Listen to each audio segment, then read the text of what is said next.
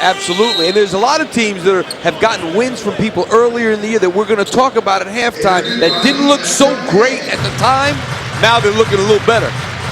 Funny how that works. You play a team in November, they may be a certain level, and you hope like heck that when it comes around to March, they're playing at an even higher level. The worst possible scenario is you beat a team you think is good, and then they go in the tank. Hey, every time we lost a game, we'd say, boy, I hope they win every game they play the rest of the year. You think about that for a team like Syracuse, who's looking like they're in, but when they went down to Memphis and won on December 20th, a lot of people said, well, Memphis is down this year. Now that the Tigers are back in the top 5, Syracuse's last team to beat Memphis on December 20th, that win's looking pretty good. Oh, it's looking great. And Syracuse is in great shape. They have a very high RPI. They're going to be fine. They're going to be in the tournament. Now we got Aaron Johnson decided he wants to get into the act too. Aaron Johnson with his 10th made 3 of the year. That's how hot the Blazers are shooting from behind the arc. It gets contagious, they're just out there having fun now. Jeremy Wise airballs a 3, sending Robert Vaden and the Blazers on the run again. The lob for Delaney. That was a pretty good pass too. Delaney just wasn't able to handle it, and he knows it. That was a good pass. He's pointing at his chest saying, yeah, I should have had that one. He should have. It slipped on him.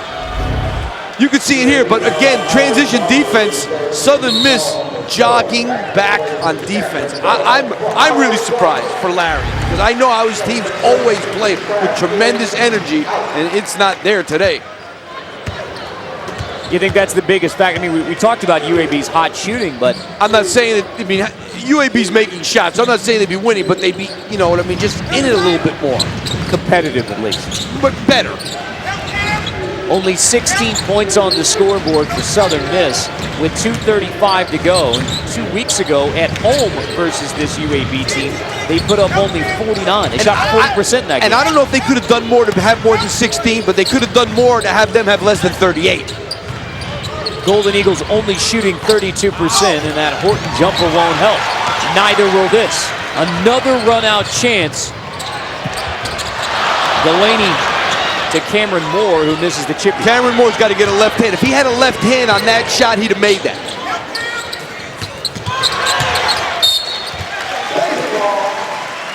Well, we're just 2:02 from AT&T at the half. We'll have a look at Tyreke Evans, especially as how he has fit into that point guard role at the University of Memphis. Plus, as we were discussing some of those early non-conference games and how they factor now in as we approach Selection Sunday. Plus, first half highlights and stats coming up on AT&T at the half.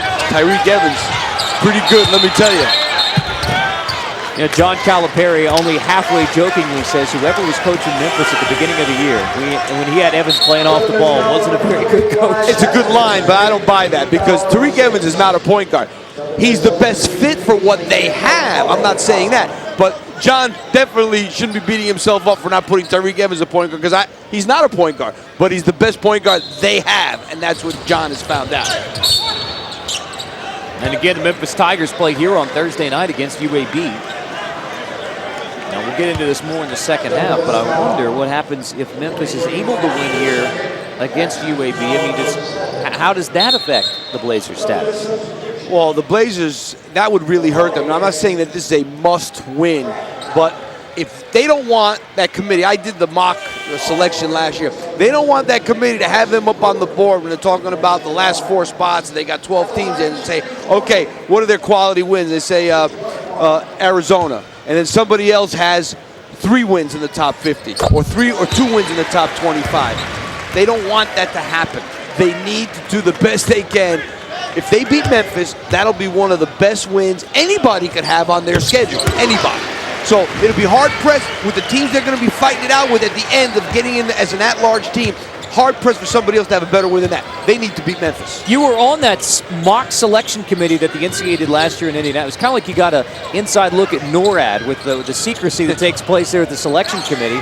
So it goes by a board process. Somebody puts somebody up on a board, a nomination process. Yeah, it's a nomination process. You have all the statistics. And the bottom line is just to make it as short as I possibly can, this thing is about who you beat who you played non-conference, and who you lost to. That's, if I had to put it in a nutshell, that's the nutshell I'm going to put it. So in that case, UAB played a tough non-conference. They don't have any egregious losses. You got to beat, though. Yes, they don't have bad losses. Absolutely not. But you got to beat some people. And right now, Arizona is still a bubble team as we speak. So, I mean, their best win is against a team that's on the bubble. Delaney knocks down the three. But this is a team that is very capable of stopping that Memphis streak, wherever it is now, 53. It's like you lose track. 53 games in a row in Conference USA. They're very capable, and I'm sure they're going to be ready here in this building to do what they need to do. Memphis' last conference loss was here March 2nd, 2006. It's amazing when you're going back 3 years. It's a backcourt, but I think we may get a reversal of that. It looked like it was touched by a Blazer player. I mean, not only that, this Memphis team is approaching some ridiculous numbers. Most consecutive wins in conference history, in any conference. They have Dozier and Antonio Anderson have a chance to be the winningest class in the history of college basketball. I mean, that is something right there. That record now belongs to the 2001 Duke class, which consisted of Shane Battier. He was the senior class in 2001.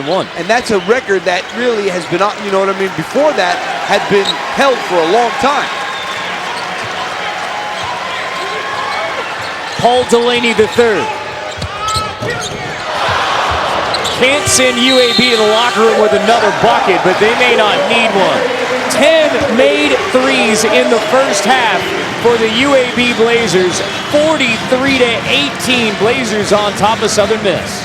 That's the end of the first half with UAB in command. We'll get you to AT&T at the half right after this. This CBS College basketball on CBS College is being brought to you by Icy Hot. It's icy to dull the pain, then hot to relax it away. And by the U.S. Navy. Welcome back to AT&T at the half from Bartow Arena in Birmingham, Alabama, where the UAB Blazers have a 43-18 halftime lead on Southern Miss. 10 made threes in that first half for the UAB Blazers. We came into today talking about how UAB was on the NCAA tournament bubble and how they could not afford to lose this one against Southern Miss. Well, obviously, for the first 20 minutes of play, UAB is taking care of business with a commanding lead over Southern Miss. Now, UAB, as they get that NCAA tournament resume together, handing the committee the win over Arizona earlier this year. And you look at that, Steve Lapis, and say, all right, that was a win that really helps UAB because Arizona's done so well. Here are some examples of some losses, and take us through what a good loss on that resume means. Well, you look at Utah as an RPI of 9. When Cal beat them earlier in the year and Oklahoma beat them earlier in the year, they say, oh, I'm happy they won. But now those are two great wins. Helps California more than Oklahoma. Oklahoma didn't need that help. So what happens is you play people in the beginning of the year, and you don't know what kind of seasons they're going to have. Who thought Florida State was going to be that good? Now they have an RPI of 18. Northwestern is still alive for an at-large bid, basically because they beat Florida State. Missouri, Xavier and Illinois got great wins against them. Now you got Siena from the MAC, looks like has a great chance to be an at-large. Oklahoma State is now on the bubble, and that win there helps them be on the bubble. So it's ironic the way things turn out sometimes that you didn't expect. Teams that you beat in November, you say, oh, well, I'm happy I won, obviously. But now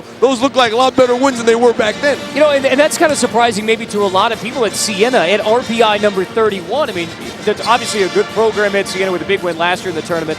But now those teams who scheduled Siena in November and December, now that looks like a really good game and a really good win. Well, I think people knew they were going to be good this year, but nobody knew that this team would be an at-large team. And I think one of the things I was always careful about when I scheduled, I always wanted to schedule teams that were going to be good in their conference. I'm not going to lie to you, like everybody else, people schedule Siena and MAC teams. If you're in the Big Six conference, you plan on winning that game. But don't play the bottom team in those conferences. Play the better teams in those conferences so that that'll help your RPI. Don't play a team that's below 200. You want to play a good team? Play a good team in the MAC that's going to be in the top 100. That way, you get a win, you get something out of it as opposed to just winning. Just winning nowadays is not enough. Well, UAB needed to avoid a bad loss today to Southern Miss. Through 20 minutes, they're taking care of business, 43-18 at the break. The second half, Blazers and the Golden Eagles is coming up next. This